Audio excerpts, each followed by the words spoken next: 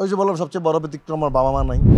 যে জায়েদ খানকে অন্তর্জলায় দেখেছিল সেখান থেকে ভেঙে নদীতে কুমির আছে জানতাম না, সেটা কালীগঙ্গা নদী, সেখানে ঝাঁপ দিয়েছিলাম। এবারের ঈদ তোমার কাছে কেন ব্যতিক্রম? আমার ব্যতিক্রম হচ্ছে আর বাবা মা নাই, বাবা মা ছাড়া এটাই আমার কাছে ব্যতিক্রম। আর ঈদে আমার সিনেমা রিলিজ হয়েছে এবার, এটা একটা ব্যতিক্রম। অনেকদিন গ্যাপ ছিল, আমার জীবনের প্রথম সিনেমা ঈদেই রিলিজ হয়েছিল, ভালোবাসা ভালোবাসা। আবার এই ঈদেও রিলিজ হলো সোনার চর, জাহিদ হোসেন পরিচালিত, সেটা ব্যতিক্রম।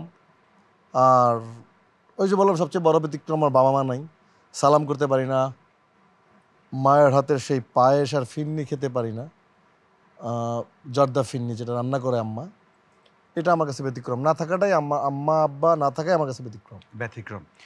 তারপর তো আজকে যে জায়েদ খান, সে লক্ষ কোটি বাবা মায়ের ভালোবাসায় শিখতো, তো সব মিলিয়ে দর্শকদের ভালোবাসায় এবার ঈদটা ভালো যাচ্ছে।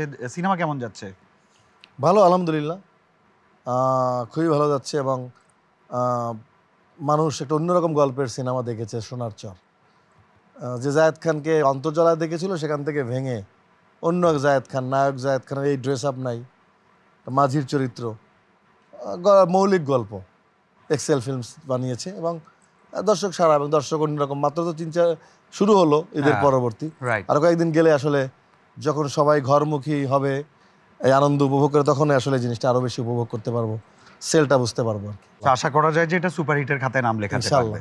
এনিওয়ে, তো একটু দর্শক যারা এই সব মুভি সোনার চর সম্পর্কে জানে না, তাদের কাছে একটু তুমি যদি বলে দাও যে কে কে আছেন কো আর্টিস্ট হিসেবে।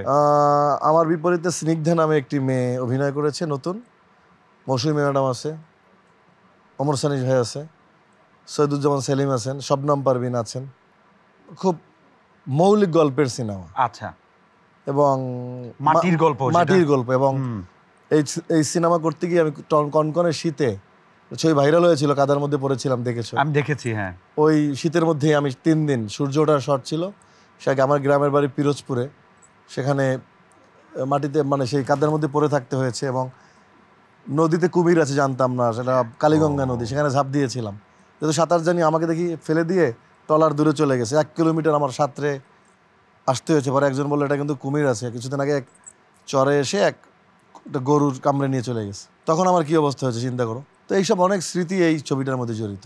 ওরে বাবা, তো শুনে আমারই ভয় লাগছে। ট্রুলি আমারই ভয় লাগছে। আমরা জানি যে জায়েদ খানকে সবসময় আমরা মানে সাহসী হিসেবে দেখি, তো ওটা না জেনে সাহসী হয়েছে আর কি, যে এখন না জেনে আছে জানার পরে কি হইতো সেটা তো এখন আর বলার অপেক্ষা নাই। ওটা আসলে সাঁতারের সিন হওয়ার পরে জানা হয়েছে। রাইট।